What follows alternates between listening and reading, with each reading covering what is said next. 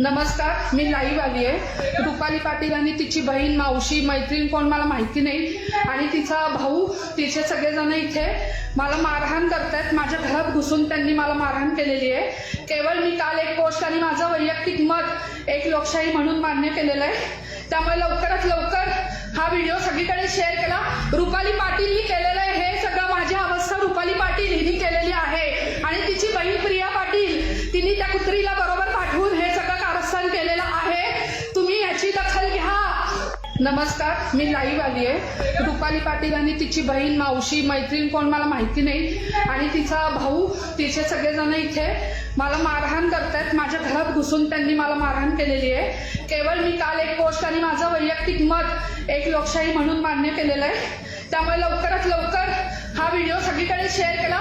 रुपाली पाटीलनी केलेलं आहे हे सगळं, माझी अवस्था रुपाली पाटील हिने केलेली आहे आणि तिची बहीण प्रिया पाटील तिने त्या कुत्रीला बरोबर पाठवून हे सगळं कारस्थान केलेलं आहे। तुम्ही याची दखल घ्या। नमस्कार, मी लाईव्ह आली आहे। रुपाली पाटील आणि तिची बहीण, मावशी, मैत्रीण कोण मला माहिती नाही आणि तिचा भाऊ, तिचे सगळेजण इथे मला मारहाण करतायत। माझ्या घरात घुसून त्यांनी मला मारहाण केलेली आहे। केवळ मी काल एक पोस्ट आणि माझं वैयक्तिक मत एक लोकशाही म्हणून मान्य केलेलं आहे। त्यामुळे लवकरात लवकर हा व्हिडिओ सगळीकडे शेअर केला।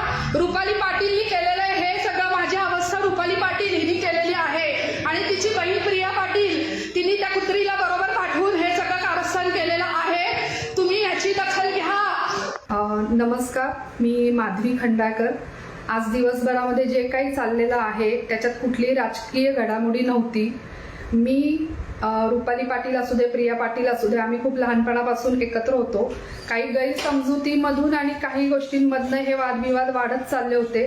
गेले बरेच वर्ष एकमेकांना आम्ही तोंड सुद्धा दाखवत नव्हतो। अचानक या सगळ्यांमधनं काही ना काही असतात गैरसमज करणारी लोक आणि त्यामुळे आपल्या डोक्यामध्ये काही गोष्टी राहून गेलेल्या असतात, त्यातून या गोष्टी घडलेल्या आहेत।